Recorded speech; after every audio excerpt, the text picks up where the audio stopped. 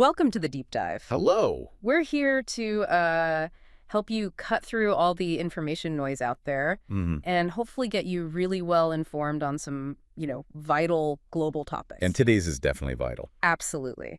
We are taking a deep dive into something with huge significance for the global economy and particularly, well, the energy sector. Yeah, we're looking at the state of African mining projects right now in 2025. It's a landscape that's changing really fast. It is. And to guide us, we're relying heavily on a really comprehensive report from Africa Mining IQ. Ah, yes. Africa's largest mining intelligence portal. That gives us some solid ground. Definitely. It's packed with data, insights. Mhm. It really shows the continent's strategic importance. It's quite the resource. Okay, so our mission today is pretty clear then. hmm We want to pull out the key trends, understand the major challenges, and spot the really compelling opportunities shaping this whole industry. We'll peel back the layers together, maybe uncover some, surprising facts, give you some new perspectives. Sounds good. Let's get into what the report actually finds. Right. So what's really fascinating, I think, is that understanding African mining in 2025 isn't just about, digging stuff up. Okay. Africa's really positioning itself strategically. It's becoming this pivotal player in the global energy transition. Ah, so the minerals themselves are changing in significance. Exactly. They're not just commodities anymore. They're like the fundamental building blocks for tomorrow's clean energy systems. Right. And this shift, it's really altering global investment patterns. The report backs us up with some pretty solid numbers. That sounds like a really profound strategic shift. So how does that translate on the ground? Like, what's the scale we're talking about? Well, the scale's pretty immense. The report identifies over 2,000 turnkey mining projects across Africa. 2,000. And turnkey That- means they're basically ready. Yeah, essentially Yeah. operational, fully developed, or, very close to production. That readiness is a massive point. It signals a continent that's, well, ripe for immediate development and investment, not just exploration way down the line. Shovel-ready opportunities, as they say. Precisely. And within that huge number, it's also incredibly diverse. Okay. Around 786 are what you might call traditional projects, gold, copper, that sort of thing. Still significant numbers. Oh, yeah. But here's where it gets really interesting for the energy transition point.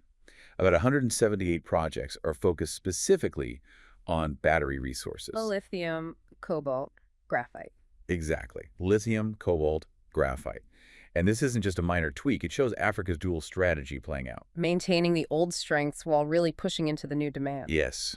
Holding on to its historic mining strengths while at the same time pretty aggressively meeting that explosive global demand for these new era minerals. Okay, so you have this massive scale, this diversity between traditional and new minerals.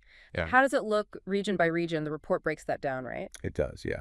Into four main areas. Yeah. And each has its own kind of character. So where's the biggest concentration? Southern Africa. It's the real heavyweight, leading with over 600 projects. And it's incredibly diverse down there. What kinds of minerals are we talking about? Well, Botswana, for example, is emphasizing gold and copper, sure, but also PGMs. Platinum group metals. Right, platinum group metals. Mhm. Crucial for things like catalytic converters, green hydrogen tech, plus aluminum and lithium too. So quite a mix. A huge mix. But what's really insightful, beyond just the numbers, is how its strong infrastructure dramatically cuts project risk. Ah, makes sense. Roads, power, ports. Exactly. It speeds up the time to market for investors. That makes it uniquely competitive, really, compared to some other regions. That infrastructure advantage sounds like a game changer.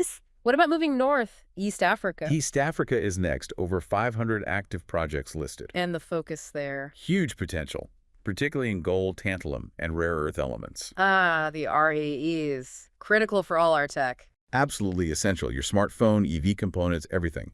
And we're also seeing players like Ethiopia and Tanzania stepping up. Diversifying the supply. Yeah, contributing significantly to both the traditional and the battery material supply chains. It's broadening the picture in the region. Okay, then Central Africa. The report mentions about 180 projects there. That's right, Central Africa, known for very high-value resources. Diamonds, gold, copper. The DRC comes to mind immediately. The DRC is a major player, no question. But the report also stresses something important here. Which is? Infrastructure improvements and, crucially, stable regulations are absolutely key to unlocking its full potential. Right, that governance piece. Balancing the incredible resource wealth with solid structures. Precisely. That balance is vital if you want long-term benefits. Got it. And the last region, North Africa. North Africa, Fewer projects reported, around 33, but it occupies a really strategic niche. Yeah, in what way? Their focus is mainly phosphate, vital for fertilizer, agriculture, but also gold and other industrial minerals. And key players. Morocco and Tunisia are significant there, Mm. and their location is a big plus. Proximity to Europe. Exactly. Close to Europe and the Middle East. Yeah. That really streamlines logistics and market access for them. Okay, so that gives us a good map of the scale and the regional differences. Let's circle back to those overarching forces you mentioned earlier, the energy transition reshaping things. Yeah, the profound shift towards battery resources. Uh-huh. It's more than just a trend. It is fundamentally repositioning Africa. How so? Well, it makes the continent a linchpin, really, in this whole global energy transition.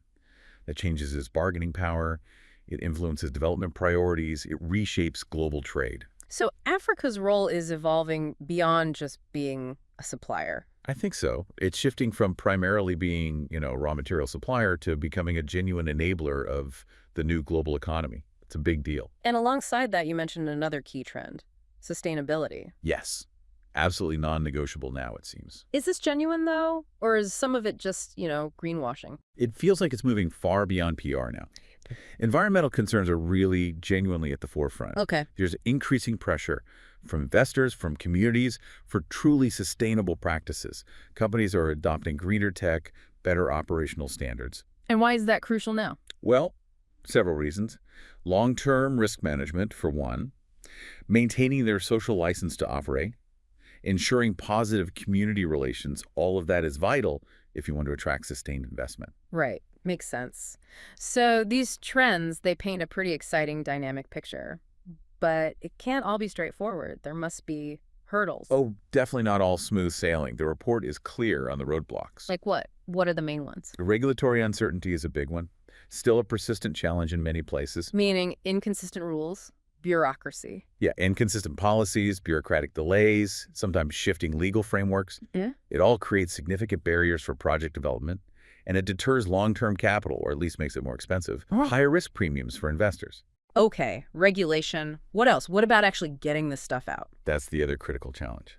Infrastructure deficits. Still a major issue then. Roads, rail, power. Absolutely. Inadequate roads, rail links, reliable power supplies. Mm-hmm.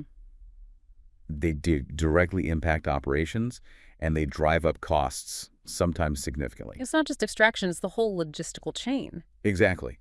Getting minerals out, but also efficiently getting the necessary equipment, fuel supplies in. You have to address those basics. It's just as crucial as finding the minerals in the first place. You can find treasure, but if you can't move it efficiently... Its value is severely limited. Right. It's a complex balancing act. Okay, so challenges are clear. But despite those, that demand for battery minerals we keep talking about, that still feels like a massive opportunity, doesn't it? It absolutely is a really compelling investment opportunity. And the report highlights something interesting here. Go on. Countries that can offer stable regulations, that can develop robust infrastructure, they're far more likely to attract that significant foreign investment. So it creates a kind of positive competition. You could say that, yeah. Yeah. A healthy competitive dynamic among African nations, pushing them to create more attractive investment climates. And technology must play a role in overcoming some of these challenges, too. Oh, definitely. Technology is huge here. It's not just hype. How specifically is it helping in African mining? Well, think about advanced mapping techniques, using drones for surveying, AI for analyzing geological data, even automation in some operations. So real practical applications. Very practical. They improve efficiency, they help reduce costs, and they significantly enhance sustainability efforts across the board. Wow. They can pinpoint resources more accurately, help manage operations remotely, which is useful given some infrastructure gaps, and even improve worker safety. It directly mitigates some of those challenges we just talked about. So it's really changing how mining is done. Truly transforming it, yeah. Okay, so if we pull all this together, the Africa Mining IQ report really paints this picture of a dynamic, evolving landscape for 2025. Very dynamic. We're seeing this wide array of turnkey projects, diversity across regions and minerals. And Africa becoming increasingly central, strategically vital to the global energy transition. Not just a supplier, but an enabler. Right. And the fundamental takeaway, the key message from this deep dive. It really boils down to collaboration, I think. The report stresses it again and again. Collaboration between who? Governments, mining companies, and crucially local communities. That robust collaboration is absolutely key Key for what exactly? for harnessing Africa's incredible mineral wealth in a way that's genuinely sustainable and, importantly, leads to widespread benefits for everyone involved. Which leads us to a really important question for you, the listener, to think about. Hmm. Considering all these changes, the challenges, the opportunities, how do you see Africa's role evolving in those global critical mineral supply chains over, say, the next decade? Yeah, that's a big one. And maybe linked to that, what innovation is really needed? Is it tech? Is it policy? What's required to truly unlock all this potential and make sure the benefits are shared widely? Definitely something to mull over after listening. For sure. And just to remind you, all this detailed information we've been discussing comes from that comprehensive report, African Mining 2025, Trends, Challenges, and Opportunities. Which is available on Africa Mining IQ. And again, that's Africa's largest mining project intelligence portal. Right. So if you need the latest, most comprehensive data on African Mine's specific projects, a subscription there is probably an invaluable tool for staying right up to date. Absolutely. Well, thanks for joining us on this deep dive.